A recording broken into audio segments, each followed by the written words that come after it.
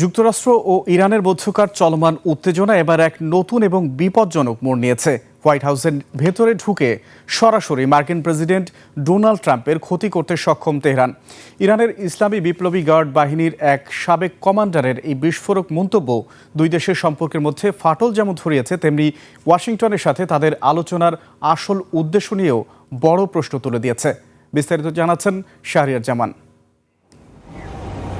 Washington আর তেহরানের দীর্ঘদিনের বৈরী সম্পর্ক এবার রূপ নিল হুমকিতে। তেহরানের লক্ষ্য এবার খোদ মার্কিন প্রেসিডেন্ট ডোনাল্ড ট্রাম্প এবং মার্কিন ক্ষমতার কেন্দ্রবিন্দু হোয়াইট হাউস।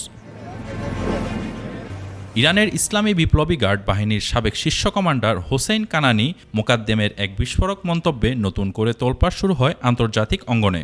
ইরানের সংবাদভিত্তিক ওয়েবসাইট ফারারুকে দেয়া সাক্ষাৎকারে তিনি সাফ জানিয়েছেন, হোয়াইট হাউসের ভেতরে ঢুকেও ট্রাম্পের ক্ষতি করার সক্ষমতা রাখে ইরান। তেহরান ও ওয়াশিংটনের মধ্যে চলমান কূটনৈতিক আলোচনা নিয়েও বিস্ফোরক সত্য সামনে এনেছে এই সাবেক কমান্ডার। যেখানে অনেকেই ভাবছেন এই আলোচনা শান্তির উদ্দেশ্যে, সেখানে মোকাদ্দেমের দাবি ইরানের দৃষ্টিভঙ্গি মোটেও তা নয়।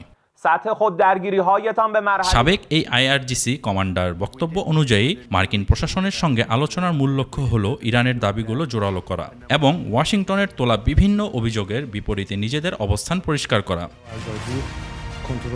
মোকাদ্দেমের হুঁশিয়ারি, প্রতিশোধের বিষয়টি আলোচনার টেবিলে পুরোপুরি বহাল রয়েছে। ট্রাম্প ও তার সহযোগীদের ওপর প্রতিশোধ নেওয়ার সিদ্ধান্ত থেকে এক চুলও নড়েনি ইরান।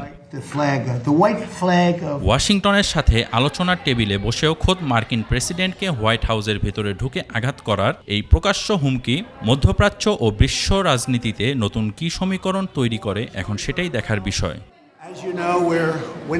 শাহরিয়ার জামান, ডেস্ক রিপোর্ট, 21 টেলিভিশন।